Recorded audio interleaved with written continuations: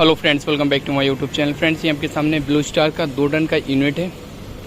कभी कभी कुछ एसी में और मेरे पास कमेंट भी कुछ ऐसे आ रहे हैं कि रात में एसी कूलिंग करता है, दिन में नहीं करता है। कुछ ऐसे हैं कि दिन में कूलिंग करता है, रात में नहीं करता है।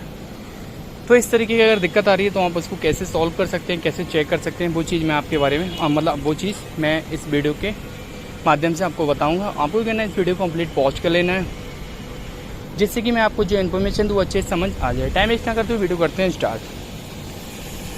सबसे पहले आपको चेक करना है कि आपका ऑडियो यूनिट जहाँ पे रखा है ना, जो बॉल है, जैसे कि ज़्यादातर बॉल होती है ऊपर, तो बॉल से बिल्कुल ही सटका के ना रखा होगा। बिल्कुल अगर इसके पास रखा होगा तो वो यहाँ से एयर को सक नहीं करेगा और जो है कंप्रेसर आपका ट्रिप होकर बंद हो जाएगा। तो इस चीज़ का ध्यान रखना है, थोड़ा दूरी पर रखना है। दूसरी बात ये, कभी कभी क्या होता है, आपका जो पाइप होते हैं, जैसे कि यहाँ पे आप देख रहे हैं पाइप ही, ये जो है क्वार्टर है, ये सक्शन वाला पाइप है। तो इन पाइपों पे क्या होता है, इंसुलेशन नहीं होती है। जैसे कि आप देख रहे हैं यहाँ पर इंसुलेशन नहीं है, ये देखें आप, इंसुलेशन नहीं है इन पे। तो अगर यहाँ पर इंसुलेशन नहीं लगी होती, जैसे कि ये पाइप है पूरा, इस पर इंसुलेशन बिल्कुल ही नहीं है, मतलब वहाँ तक इंसुलेशन ही नहीं है।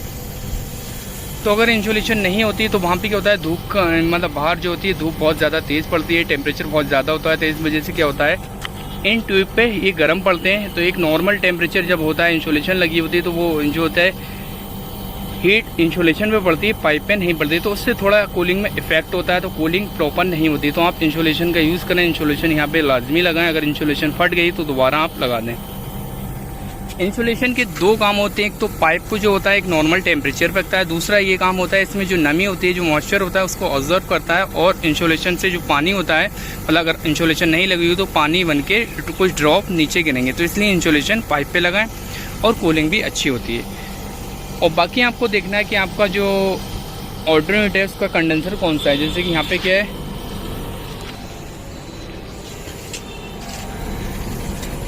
एल्युमिनियम का कंडेंसर आप देखें, यहाँ पर जो कंडेंसर है वो क्या है, एल्युमिनियम का है।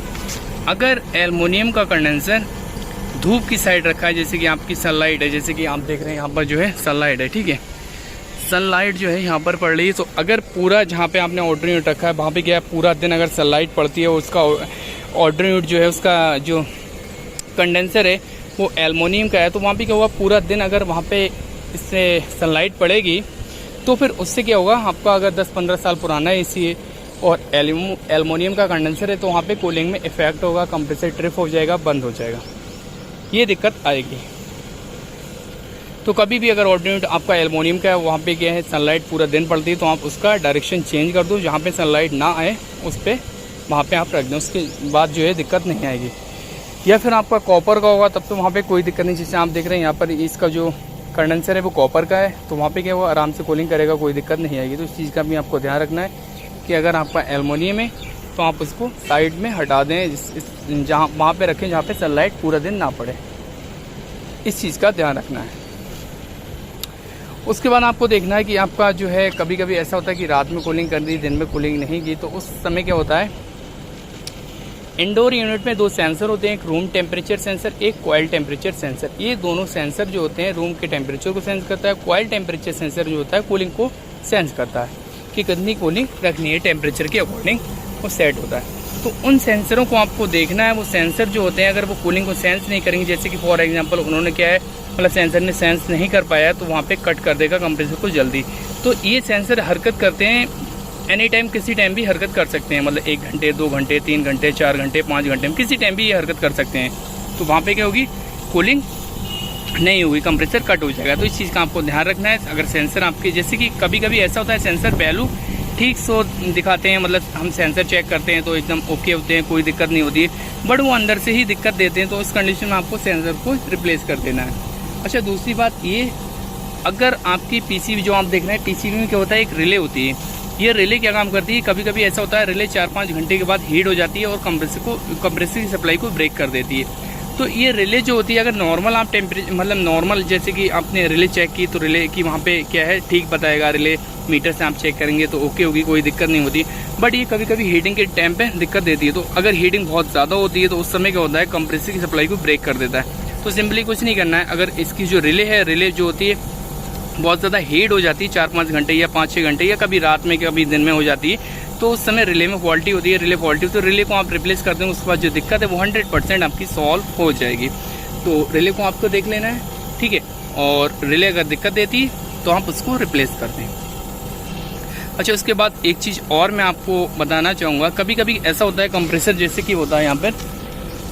अच्छा, उससे पहले एक चीज़ और, जैसे कि एल्युमिनियम का मैंने कंडेंसर बताया, अगर कॉपर का होता है तो वहाँ पे मतलब इतना ज़्यादा इफेक्ट नहीं होता, मगर कॉपर का भी अगर आपका कंडेंसर है तो उसको भी ज़्यादा अच्छा है कि आप जो है छाई में लगाएं, छाई के सेट लगाएं जहाँ पे सनलाइट ज़्यादा ना पड़े, जहाँ पे सनलाइट ज़्यादा आती है तो इफेक्ट रहता है कूलिंग में। अच्छा, अब सुन लीजिए, कंप्रेसर कभी कभी ऐसा होता है कि सब कुछ ठीक है, आपकी गैस ओके है, फैन मोटर भी ओके है, सब कुछ मतलब ऑल ऑफ सब कुछ ठीक ही है, 1-1.5 घंटा कंप्रेसर चलता है, उसके बाद ट्रिप होके बंद हो जाता है, ये दिक्कत आ रही है ज़्यादातर।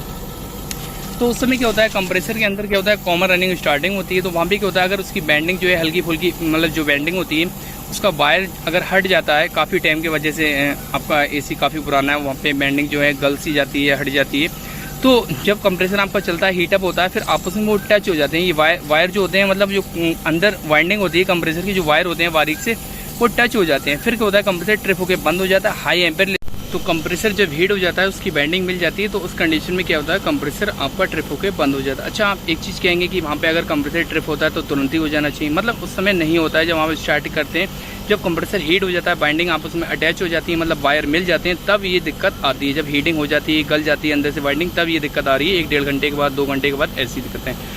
तो सिंपली अगर स्टार्टिंग बहुत ज़्यादा एम्पेयर ले रहा है तो आप कैपेसिटर चेंज कर देंगे, उसके बाद कैपेसिटर चेंज करके आपकी 100% प्रॉब्लम सॉल्व हो जाएगी। अदरवाइज अगर फिर भी ले रहा है तो आपका कंप्रेसर वाइंडिंग फॉल्टी है, मतलब स्टार्टिंग में। बट ये दिक्कत जो मैं आपको बता रहा हूँ वो 1-1.5 घंटे के बाद आ रही है, तो इस तरह की दिक्कत आ रही है तो आप उसको क्लियर कर लें कि आपका अगर 1-1.5 घंटे में ऐसी दिक्कत आ रही है, कोई भी दिक्कत नहीं है, तो कंप्रेसर आपका फॉल्टी है, अंदर से वाइंडिंग जो होती है खत जाती है, मतलब ख़राब हो जाती है, अंदर से वायर कमजोर पड़ जाते हैं, तब ये दिक्कत आ रही है। तो फ्रेंड्स, ये इन्फॉर्मेशन कैसी लगी, अच्छी लगी वीडियो को लाइक कर दो, चैनल पर विजिट किया, चैनल को सब्सक्राइब कर दो। Thank you for watching.